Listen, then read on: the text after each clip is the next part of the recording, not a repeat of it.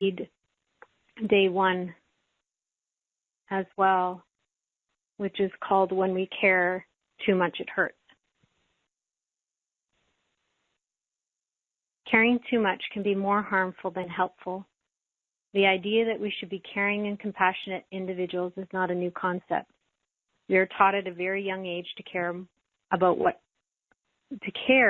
others, but the problem is that there's an importance placed on caring about what other people think, do, and have.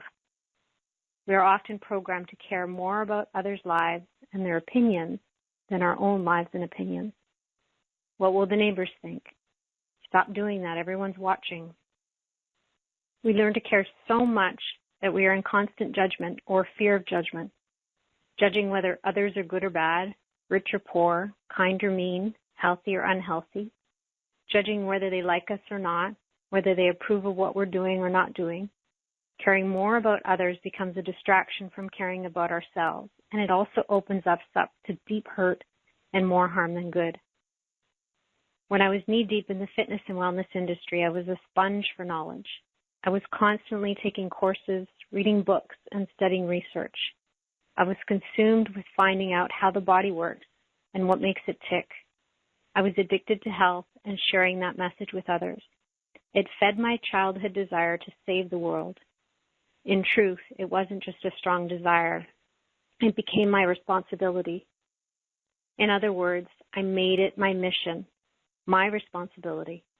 It was on my shoulders to save the world and everyone in it, including the animals. Just a small burden to bear. When people were interested in what I had to teach them, it was easy, fulfilling, and I felt a deep sense of purpose and impact. But my desire to save the world wasn't just for those who were interested and ready to be saved.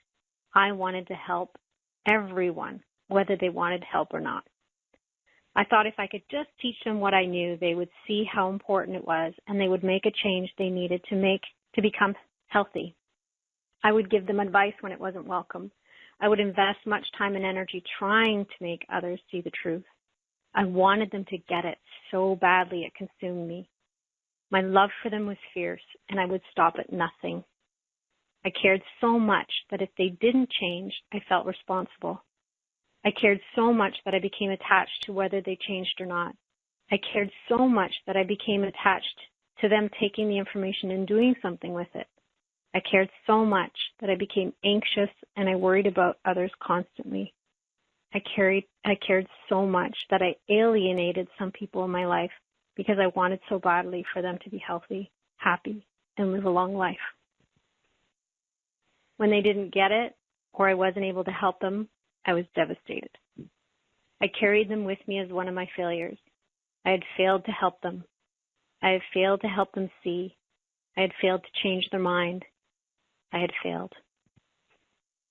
I started to realize that caring too much was a heavy burden full of disappointment and suffering. I remember shortly after I healed from cancer, I became obsessively worried about my family's health. I was eating super clean food with no sugar, no wheat, no gluten, no dairy. I was eating mostly organic. I was green juicing every day. After being diagnosed with a genetic liver disorder, I was more aware of what I put in my mouth and how it would affect my health. My worries started to grow exponentially when I would compare how I was eating to how my husband and kids were eating. They had already said the diet was too extreme. My diet was too extreme for them. But my fear kept growing, and I felt heavy and responsible for keeping them healthy and safe. At the same time, I felt out of control because I couldn't control everything they put into their mouths, and the resistance to eating my way was strong. They ate mostly healthfully, but my fear-filled mind had me convinced it wasn't healthy enough. One morning in meditation, I started to feel a huge layer of fear rising up around the health of my husband. He was stressed at work, he had gained some weight, and I kept being pointed to his heart. I felt this huge mountain of responsibility for keeping him healthy. I had a painful vision of him dying and of me standing over his grave with a guilty sign strung around my neck. Tears streamed down my cheeks as though a faucet were pouring uncontrollably. I felt responsible for his health, and I believed that if he died, it would be all my fault. I would be responsible for his death because I hadn't been able to convince him to change his ways. The burden was unbearable, and it cracked my heart open. My ego mind had convinced me I was responsible for the health of my family because I bought the groceries. So if something would have happened to them, it would have been all my fault. Later that night, I shared my vision with my husband and told him the burden I was carrying. I explained that if he died, it would be all my fault. His words were such a gift as they landed in a way that shifted everything for me. He said, "You are not responsible for me or anyone else's health. My health choices are my health choices, not yours." I suddenly saw an opening in my mind and my terrifying grip of fear let go. A huge sense of relief washed over me, and I couldn't force them to eat because I couldn't force them to eat a certain way. Trust me, I had tried and it hadn't worked. Forcing them is not empowering them. It's not up to me, it's up to them. They must make the choice for themselves. I felt a freedom I never felt before. It was as though I let go of a lifetime of attachment to the choices others make or don't make. It's not up to me. I can empower them with knowledge, but ultimately they need to feel empowered by making their own choices. I can show up and play my part, but the rest is not up to me. It's like that old saying, you can lead a horse to water, but you cannot make it drink. In my life and in my home, I lead by example. I buy healthy foods, I make healthy meals, but my family doesn't need to eat 100% healthy all the time unless they want to. I have processed my fears, let go of my attachments around their health, and I accept their choices. I have also slowly let go of my judgments about their choices and freed them to empower themselves. I still make decisions for my son around food, only because he would eat sugar all day long if I let him.